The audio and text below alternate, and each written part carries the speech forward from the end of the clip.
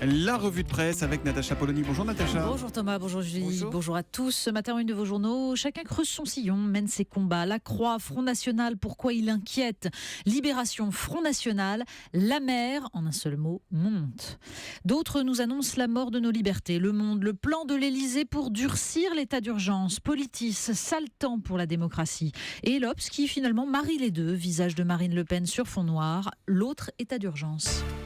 L'organisation État islamique est partout ce matin encore. Mais oui, et dans Le Point, Régis Debray s'interroge sur la notion d'ennemi. Il déplore dans cette guerre asymétrique l'oubli par l'Occident de ces mots de Jaurès évoquant les réserves mystérieuses de volonté et de courage que se prépare une âme d'homme quand, à l'approche de l'épreuve, mais encore maîtresse d'elle-même, elle a échangé avec d'autres âmes le serment de mourir pour une idée.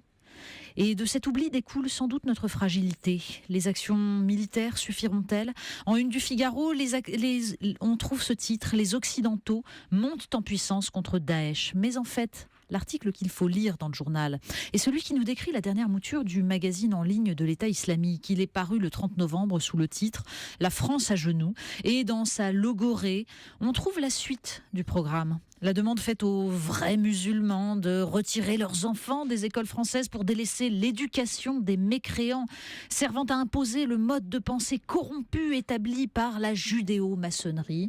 Une flopée de délires de ce genre. Autre recommandation: combattre et tuer tous ces corrupteurs, et notamment les professeurs qui enseignent la laïcité aux enfants. Alors oui, quand on lit cela, on comprend, c'est l'ennemi qui nous désigne. Et par ce délire verbal, eh bien, il nous rappelle ce que nous devons défendre. La science et ses progrès. Oui, une chose est sûre, ça ne doit pas plaire à l'État islamique, mais est-ce pour autant un véritable progrès? La une du Parisien nous décrit un phénomène en progression, la congélation d'ovocytes. Le journal est allé interroger deux jeunes femmes, 36 ans chacune, qui ont choisi de faire vitrifier leurs ovocytes à Barcelone, c'est interdit en France, et bien pour arrêter de garder un œil sur l'horloge biologique. Oui, parce que les études sont longues, parce que les couples sont fragiles, et parce que, nous dit une sociologue, cela leur permet de continuer à espérer qu'elles vont bientôt rencontrer le prince charmant, celui avec qui elles auront envie de faire un enfant.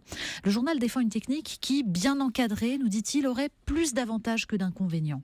Avantages immédiats, sans doute, mais qui entérine des évolutions sociales faites d'incitation à la performance professionnelle et de délitement des liens humains.